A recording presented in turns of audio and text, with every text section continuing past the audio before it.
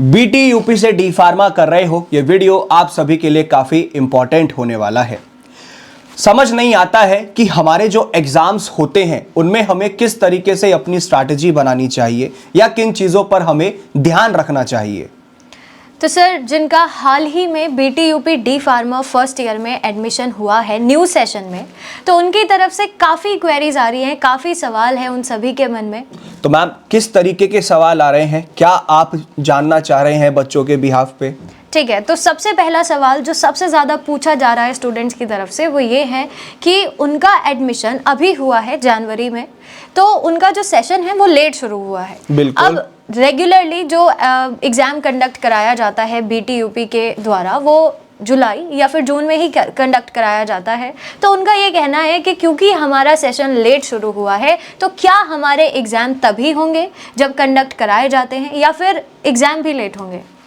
ये सबसे बड़ा सवाल बन गया है बच्चों के मन में कि सर, सेशन हमारा अभी हाल ही में जनवरी से ही शुरू हुआ है, क्योंकि जीकअप का एंट्रेंस दिया था बच्चों ने, उसके बाद काउंसलिंग बहुत लेट हुई, तो जनवरी के 7 या 8 जनवरी के आसपास से बच्चों की क्लासेस शुरू हुई हैं डी फार्मा फर्स्ट ईयर की। तो अब मन में सवाल था कि हमारा सेशन लेट हुआ तो एग्जाम्स भी फिर ऑब्वियस है कि लेट होंगे, लेकिन बोर्ड का एक नोटिस आया है जिसके जरिए यानी कि बीटी यूपी ने यह बताया है कि जो कॉलेजेस हैं उनको किसी भी हाल में मैम 31 मई तक यानी कि 31 मई तक बच्चों का सिलेबस पूरा कराना है। अब बोर्ड ने यह भी कह दिया है कि आप ऑनलाइन क्लासेस चलाइए, ऑफलाइन क्लासेस चलाइए, छुट्टी वाले दिन बच्चों को बुलाइए, एक्स्ट्रा क्लास लगाइए, या फिर जो आपका कॉलेज का समय 10 से 4 का है या 9 से 5 का है तो उसको आप चाहे पहले बुलाओ बच्चों को या लेट भेजो, लेकिन सिलेबस 31 मई तक पूरा ही होना चाहिए। ठीक है, अब उसमें 31 मई है, मतलब सिलेबस कंप्लीट कराना है। बिल्कुल। तो उसमें एग्जाम की भी कोई पर्टिकुलर डेट दी गई है कि इस डेट तक, इस डेट से या फिर इस मंथ से एग्जाम होंगे या नहीं? कोई एज सच स्पेसिफिक डेट तो नहीं दी कि भाई इसी डेट से शुरू होगा, लेकिन उस नोटिस में इन्होंने ये कह दिया है कि 31 मई तक आपका सिलेबस पूरा होगा।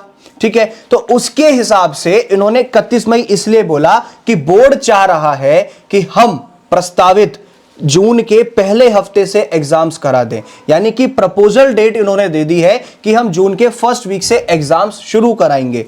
अब देखिए मैम, बच्चों के मन में सवाल बिल्कुल जायज है कि एग्जाम हमारे लेट होने चाहिए क्योंकि सेशन लेट हुआ, लेकिन अब बोर्ड जो है डी फार्मा सेकेंड ईयर के और फर्स्ट ईयर के एग्जाम्स अलग अलग तो नहीं कराएगा, क्योंकि बोर्ड भी काफी बड़ा है, कॉलेजेस भी बहुत सारे हैं, बच्चे भी लाखों की संख्या में है, तो मैनेज करना बहुत दिक्कत हो जाएगा बोर्ड को। इसीलिए बोर्ड ने कहा है कि 31 मई तक सिलेबस पूरा कीजिए और हम फिर फर्स्ट वीक से जो हमारी प्रपोजल डेट है हम इससे एग्जाम्स अपना स्टार्ट कराएंगे।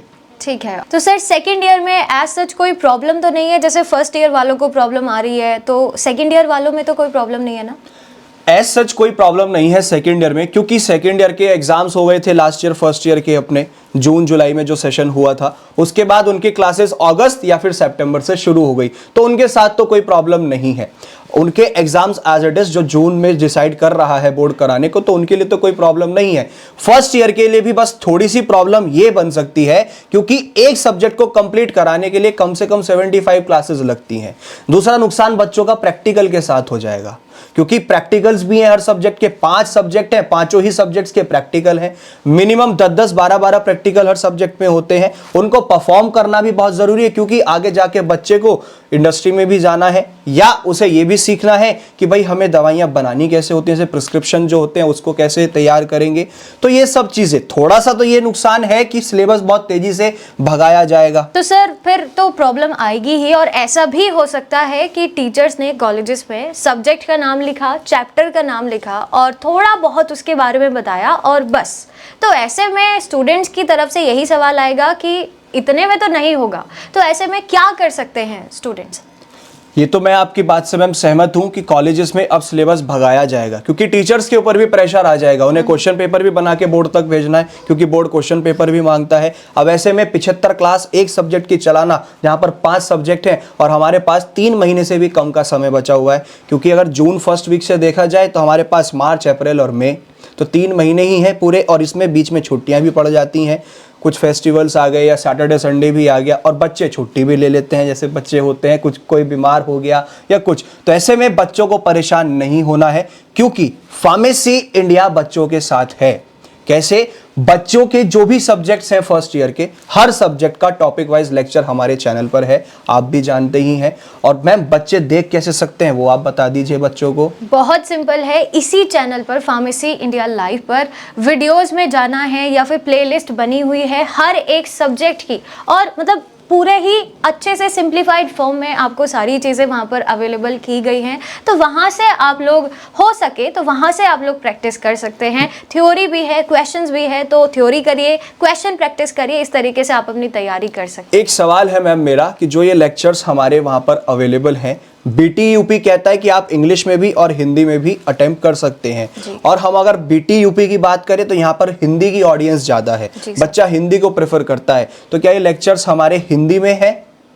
ये बाइलिंगुअल लैंग्वेजेस में है, हिंदी और इंग्लिश दोनों में। तो अगर आप हिंदी में कंफर्टेबल है आप हिंदी में पढ़िए, अगर आप इंग्लिश में कंफर्टेबल है तो आप इंग्लिश में पढ़ सकते हैं। तो यानी कि नोट्स जो हमारे PPTs में मतलब लेक्चर्स में गिवन है वो इंग्लिश में है, समझाया हिंदी में है, तो जिससे कि बच्चा अच्छे से समझ जाए। नोट्स भी हिंदी और इंग्लिश दोनों में भी अवेलेबल है और पढ़ाया भी इसी तरीके से है, तो वो पूरी तैयारी अच्छे से हो सकती है। ये तो बहुत अच्छी बात है मैम कि चलो बच्चों का कहीं तो साथ दिया जा रहा है, फार्मेसी इंडिया उनके साथ है, अपनी प्रिपरेशन अच्छे से कर सकते हैं।